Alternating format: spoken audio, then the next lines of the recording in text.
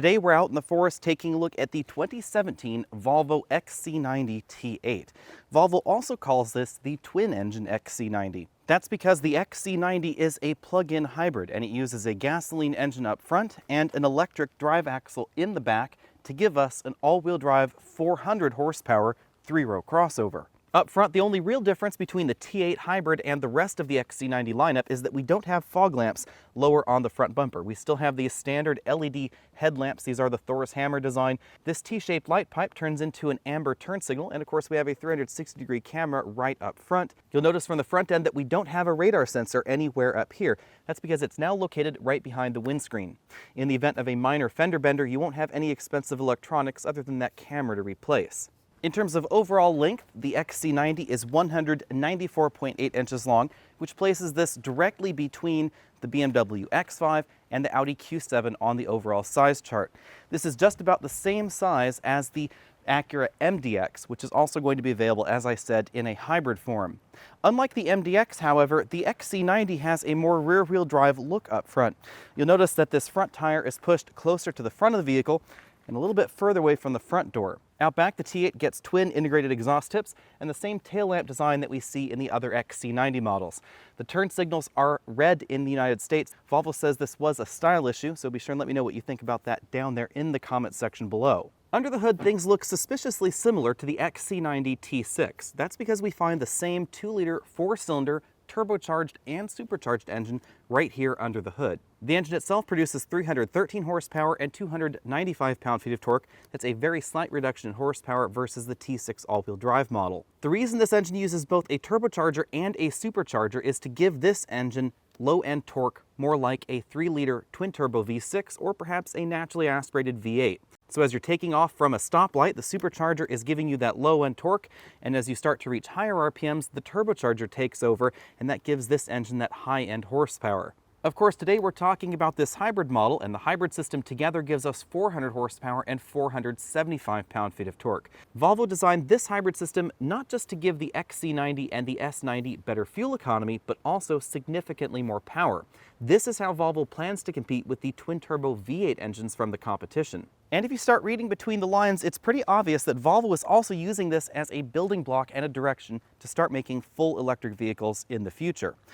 Coupled with that 313 horsepower engine is a 46 horsepower electric motor that produces 103 pound-feet of torque. It's actually directly connected to the engine under the hood. That means that we still have a torque converter and an 8-speed automatic transmission.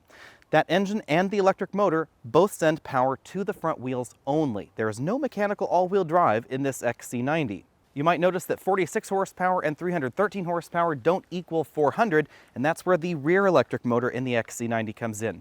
This produces 87 horsepower and 177 pound-feet of torque. The reason Volvo skips the mechanical all-wheel drive system is because the XC90's battery pack had to go somewhere, and that somewhere is right here underneath the center console. It goes exactly where a drive shaft would need to go in the XC90. The T8 is a plug-in hybrid, so you charge that battery right here via this charging port on the front of the vehicle on the driver's side. Charging will take between 2.5 and 9 hours depending on the power source that you have access to. Now let's talk about how this hybrid system works. On the surface of things, this may sound very much like the Lexus RX 450 hybrid, but in truth, this actually has more in common with the BMW i8 supercar. The difference is that the BMW i8 has the engine and electric motor in the back and the electric axle up front. However, in terms of general design, this vehicle's drivetrain is more similar to that BMW than the Lexus. The Lexus uses a hybrid power split transmission with 2 electric motors, 1 planetary gear set, and it essentially imitates a CVT. Under this hood, we have a traditional 8-speed automatic transmission with a traditional torque converter. So if you drive this vehicle in its hybrid mode and it's using the gasoline engine only, it's going to feel just like any other car out on the road. Much like the BMW i8, when you're operating in electric-only mode, the power is coming out of a completely different set of wheels. So when you're operating in EV-only mode, the XC90 is a rear-wheel drive vehicle. When you're operating in gasoline-only mode, it's a front-wheel drive vehicle. In the blended hybrid modes, the XC90 will send power wherever it's needed based on traction demands or based on battery charge. So if your battery becomes charged because you've gone down a hill and the vehicle reverts back to an EV mode, the power is going to come from the rear axle, and if you're operating in gasoline-only mode, it's again going to be right there on the front axle. That's because this vehicle cannot disconnect the electric motor up front from the engine. The electric motor is used to start the engine. It's also used to generate power and supplement power, but it cannot drive the front wheels electric only. That's again where that rear axle comes in on the XC90. Obviously then, the all-wheel drive system in the T8 hybrid behaves very differently than the traditional mechanical all-wheel drive that we find in the T6 all-wheel drive, because 87 horsepower is the most that can go to the rear, and up front we have a maximum of approximately 330 horsepower, depending on exactly how that motor and the engine's torque curves and horsepower curves interact with one another. Making the XC90 different again than the Lexus RX 450 hybrid is that we have an all-wheel drive software mode in this vehicle. If you click the all-wheel drive software mode, the vehicle will attempt to balance power between the front axle and the rear axle. It'll pull power either from the integrated starter motor generator that's connected to the engine or from the battery pack in the middle of the vehicle and send it to the rear axle. The all-wheel drive mode attempts to give the front axle and rear axle approximately 50% of overall vehicle power, up to about 190 horsepower or so. Above that, you are again going to have that same power split where 87 horsepower maximum can go to the rear axle. The all-wheel drive software mode is very interesting because it makes this vehicle feel much more sure-footed than the other vehicles on the market with electric rear axles and hybrid systems. This feels much more secure in slippery weather on mud, on gravel, on ice, on snow than the Lexus RX hybrid. Front seat comfort comes in at 10 out of 10 points. The T8 uses Volvo's latest seat design, and we are in the top-end model, which means we get this extending thigh cushion, four-way adjustable lumbar support, a massaging function, and inflatable side bolsters. We still have a manual tilt telescopic steering column, which does seem a little bit odd in this segment, as most vehicles have a powered column, but I don't generally adjust my steering column that often. We still have a large range of motion there, making it very easy for shorter or taller drivers to find a good driving position. Second row comfort comes in at 9 out of 10 points in the regular T8 model, easily 10 out of 10 points if you get the Excellence model. The T8 hybrid, of course, loses a little bit of legroom right here in this center seating position because of the battery, but we're only talking about perhaps a small shoebox worth of area that's actually occupied in the passenger compartment. Speaking of the XC90 Excellence and this middle seat, this is the one thing that you won't find in the XC90 Excellence, because the T8 version of the XC90 is a 7-seat crossover, but if you get the Excellence, then it actually is only a 4-seat crossover. Instead of a third row, we get a glass partition, and instead of a center seat, we get a center console and a refrigerator. Hopping into the third row is pretty easy in the XC90. The second row seats flip and fold out of the way. They also slide forward and backward to give the third row passengers a little bit more room. Now, headroom is just about as limited as we see in the MDX. We get just a hair more, but not enough for me to sit upright in this third row. The seat backs are also just a little bit too upright for my tastes. This is still the children or mother-in-law third row. That's not unusual, of course. Most three-row crossovers are like that, and like most three-row crossovers, we have hard plastics back here for the third row passengers, whereas in the second row, we have real wood trim and a stitched leather door panel. Like Acura's MDX, part of the reason that the Volvo XC90 has a little bit less room in the third row is because Volvo was obviously prioritizing cargo space behind the third row to third row passenger area. If I take this roller bag out of the vehicle, you'll notice that it nearly fits in this position right back here. Although no three-row crossover sold has enough room for 3 rows worth of passengers and 3 rows worth of luggage, the XC90 does fairly well. It's really not that much different than the Audi Q7, which again is larger than this, but we do have notably more room than you'll find in the BMW X5. Of course, most people are likely going to keep that third row folded most of the time, and if you do, we definitely have large 2-row crossover kind of cargo room back here. We're going to take just the briefest of looks around the interior. If you want to know more about this interior in detail, be sure and check out the full review of the XC90 T6 on our channel. As you'd expect from a range-topping model, much of what we see optional on other XC90 trims is standard on the T8 and the Excellence. We have these stitched leather doors, this beautiful stitched leather dashboard, real open-pore wood trim. Our model also has the Bowers & Wilkins sound system right up there on the dashboard. That's the center channel speaker. The touchscreen infotainment system right here in the middle of the dash is standard in all models. The only big difference between the non-hybrid and hybrid trims of the XC90 is that we get this altered driver performance screen, which shows us the electric rear axle and where the power is flowing in the vehicle. Moving down the center console, we again have more real wood trim, large cup holders. We have a slightly different shifter in the T8 model. This is a Swedish crystal shifter. But this is also a little bit different than we see in certain BMWs. So we don't have two detents as we go back to B, for instance. We actually have to double click. So one click puts us in neutral, one click puts us in drive, and then another click puts us in that increased regenerative braking mode. If we want to go all the way to neutral, we simply keep clicking that forward until we're in neutral. Park is this button right over here, and the transmission will automatically park itself if you turn the vehicle off. This drive mode knob controls the way the hybrid system and the air suspension work. We have an off-road mode, power mode, hybrid mode, pure mode, and all-wheel drive mode. Again, all-wheel drive mode attempts to balance the power front and rear. Pure will try and prioritize EV mode in the vehicle. Hybrid is for average driving. Power is for sporty driving, so it's going to try and give you the most oomph out of the engine. And obviously off-road is if you start going into sticky situations. We have an electric parking brake right back here and automatic brake hold.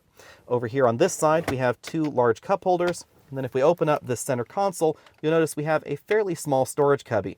We have enough room in here for an iPhone. It's also where you'll find the USB input and auxiliary input. You'd have a little bit less room if you opted for one of the packages that includes an optical disc player. The reason that is so small is because behind there we have a complete 4-zone automatic climate control system with 4 completely separate zones. How you feel about the T8 hybrid system out on the road really depends on your expectations. And I know that applies to most vehicles out there, but it especially applies to the T8 hybrid system. Because if you're looking at this as a ultimate green vehicle and you want the best fuel economy possible out of your Volvo XC90, then this is not necessarily going to be that much higher than the T5 version of the XC90. And in a similar vein, if you're looking at the 400 horsepower and 475 pound-foot of torque figures out of this vehicle, and you're thinking it's a direct competitor to a twin-turbo V8 BMW X5, then you may be just a little bit disappointed.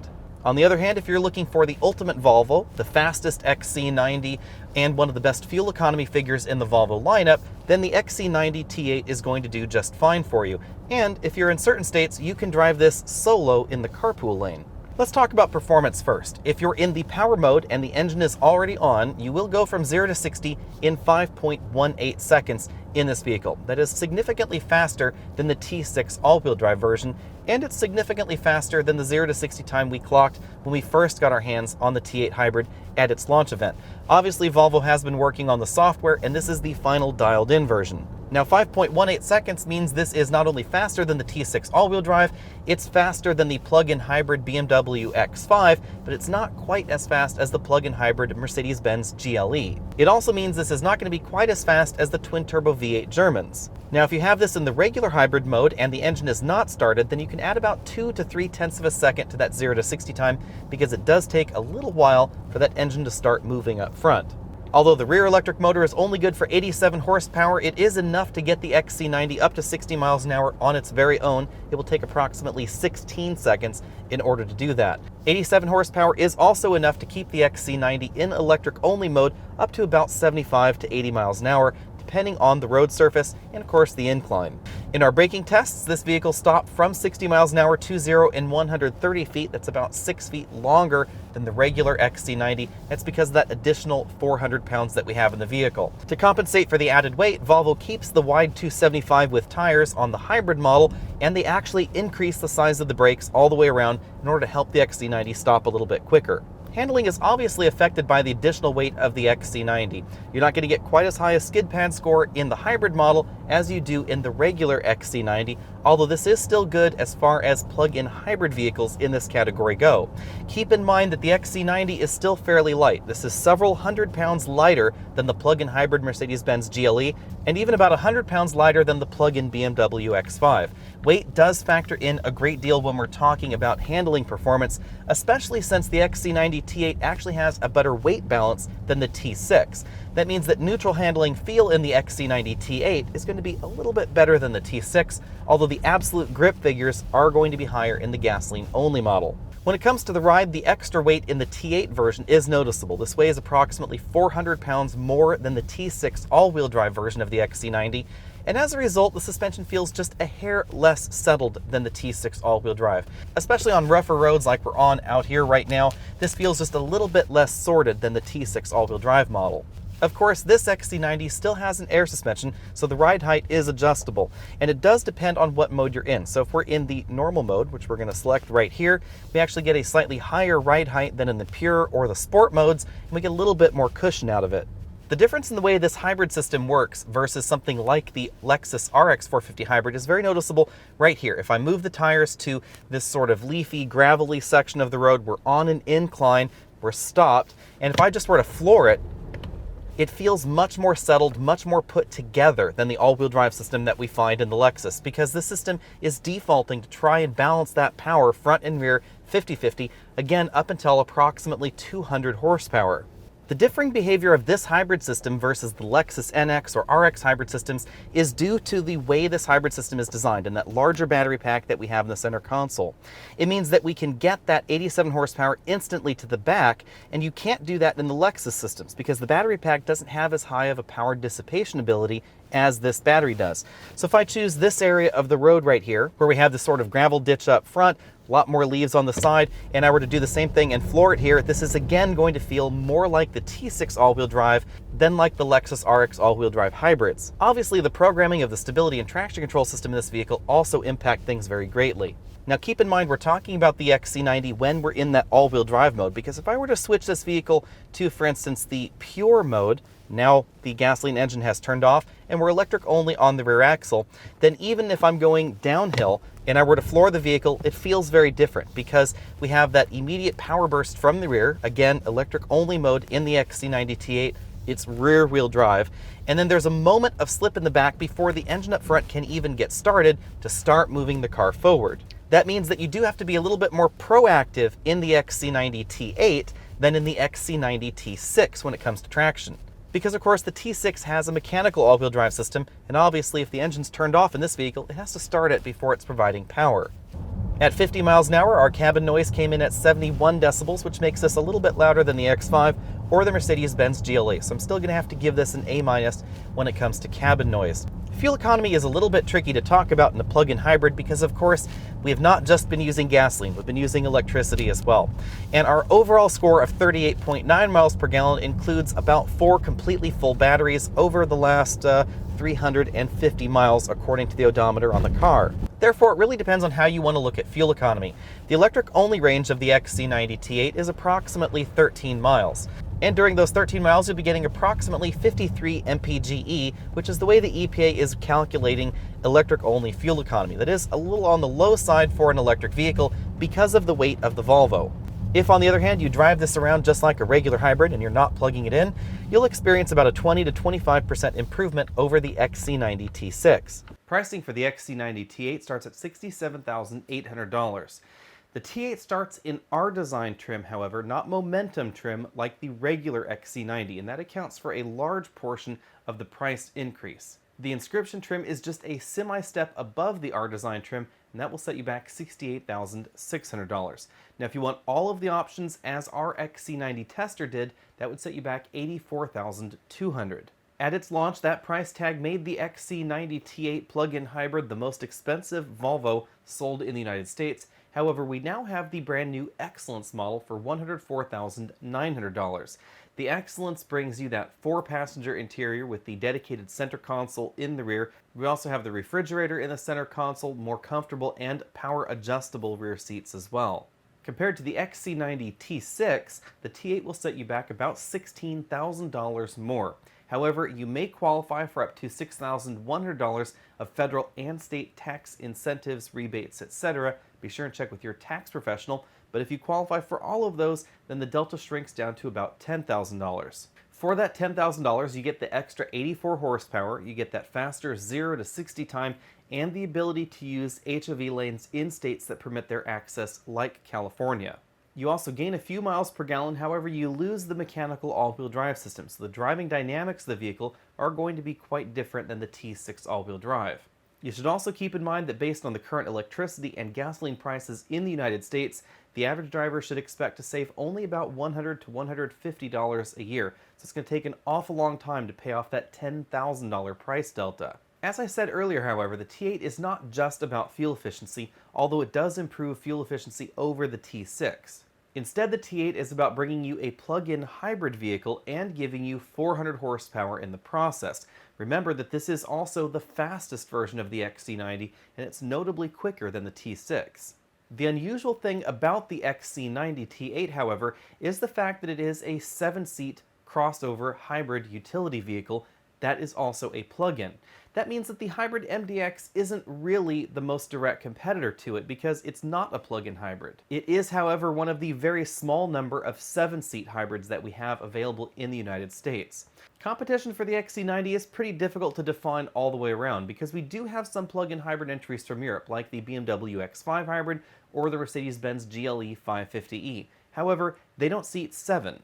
So on the one side, we have some European options that are plug-in hybrids but don't seat 7, and then on the other side, we have the MDX, which does seat 7 but is not a plug-in hybrid. Audi, of course, does have the Q7 e-tron hybrid, but it's not sold in the United States, and at this time, it's unlikely that that model will be sold in the United States. Hopefully, Audi will have a version with a gasoline variant of that drivetrain at some point. We just don't know when that will be. As I've said many times before, electrification can make for strange bedfellows, because at this time in the United States, the only other 7-seat plug-in hybrid that I can think of is the brand new Chrysler Pacifica hybrid. The trouble there, of course, is that not only is the Chrysler Pacifica hybrid a mainstream minivan, not a luxury 3-row crossover, but it's also front-wheel drive only. It's not all-wheel drive like we find in the Volvo. Although our comparison section strikes me a little bit like a Sesame Street, one of these things is not like the other game, let's dive right on into the GLE 550e. The Mercedes is one of the faster luxury plug-in hybrids available. That's thanks to its bi-turbo 3-liter 6-cylinder engine, which itself produces a little bit more oomph than we find in the Volvo.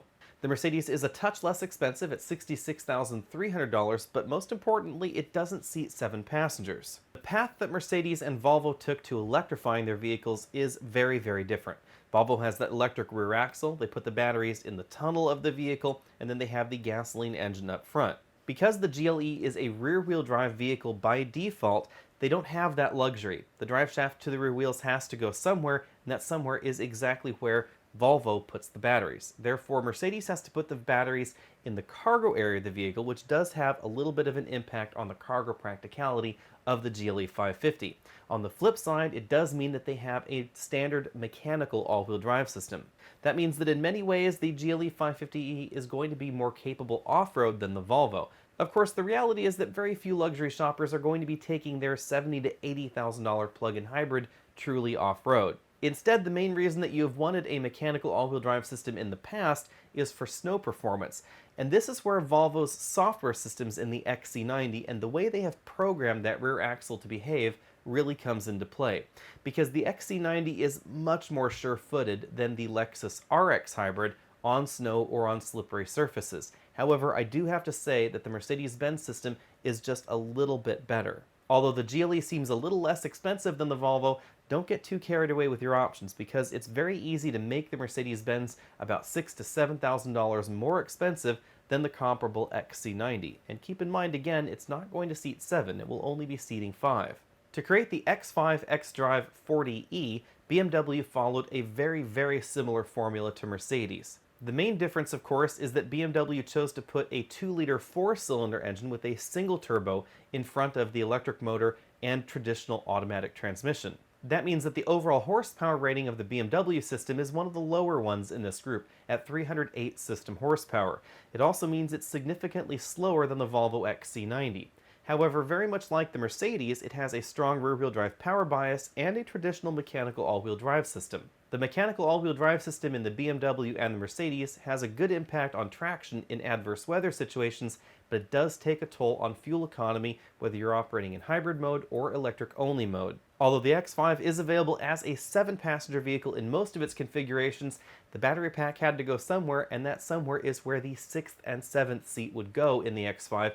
That means that the 40e version of it is strictly a 5-seater vehicle. In terms of overall pricing, the X5 starts a little bit less expensive than the Volvo, however it comes with thousands of dollars less standard equipment and of course those missing 2 seats in the back. By the time you've comparably equipped the X5 and the XC90, the price tags are going to be very, very similar. You'll find a little bit more room inside the Volvo, most notably those 2 extra seats in the back, and you'll also likely find a slightly better deal on the T8 hybrid at the Volvo dealer than you will at the BMW dealer. Last up, we have the Porsche Cayenne e-hybrid, which is in a strange sort of way a good competitor to the XC90. They have very, very similar 0 to 60 times. According to the official spec sheets, the Cayenne should be a little bit slower than the Volvo, but in actuality it's about 1/10 of a second faster. Like the BMW and Mercedes plug-in hybrids, the Porsche has a strong rear-wheel drive power bias and a mechanical all-wheel drive system. The Porsche also has an absolutely beautiful interior. I think it's really the only interior in this segment that can really compete directly with the Volvo interior in terms of the overall fit and finish quality and the overall parts quality, especially if we're talking about the top-end Volvo interior with the Bowers & Wilkins sound system and the leather dashboard and doors. Of course, the Porsche is unquestionably more fun than the Volvo. The Volvo, again, has that strong front-wheel drive power bias. It cannot send that power mechanically to the rear axle. That does mean we get those front-wheel drive mannerisms out on the road, most notably a touch of torque steer under hard acceleration. However, if you were simply stoplight racing your luxury crossovers, you'd be surprised to find that the Porsche and the Volvo would be neck and neck.